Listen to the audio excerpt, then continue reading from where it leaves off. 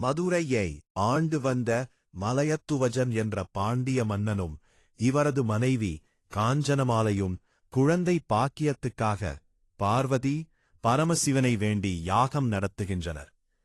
மனமிறங்கிய பார்வதி தானே 3 வயது பெண் குழந்தையாக நெருப்பிலிருந்து வந்து காஞ்சனமாலையின் மடியில் வந்து விழுகிறாள்.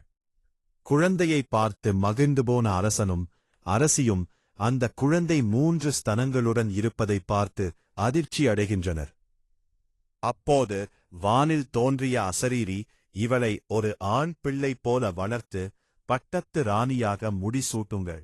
மனப்பருவம் வந்தவுடன் அவளது 3வது ஸ்தனம் மறைந்துவிடும் என்கிறது.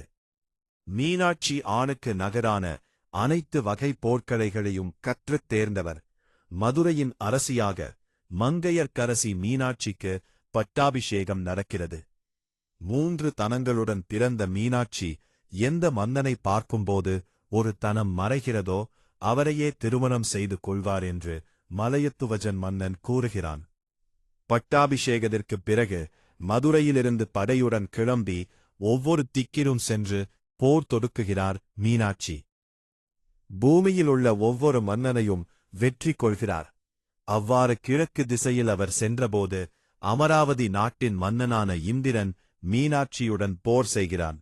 ஆனால் மீனாட்சியின் வீர பராக்கிரமத்திற்கு ஈடு கொடுக்காமல் பணிகிறான். இப்படி ஒவ்வொரு திசையிலும் போர் தொடுத்து அனைவரையும் தன் காலில் விழச் செய்கிறார் மீனாட்சி. இதேபோல கையிலாயத்தின் மீது படையெடுத்து செல்கிறார் மீனாட்சி.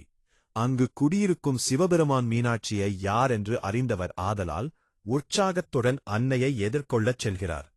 படையுடன் வீரம் கொப்பளிக்க நின்று கொண்டிருக்கிறார் மீனாட்சி.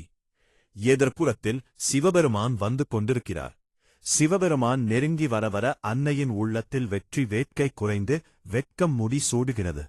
சிவபெருமான் அருகில் வரவர தனது கையில் இருந்த வாளை கீழே போட்டுவிட்டு தலை குனிகிறார். அப்போது மீனாட்சியின் 3வது தனம் மறைகிறது.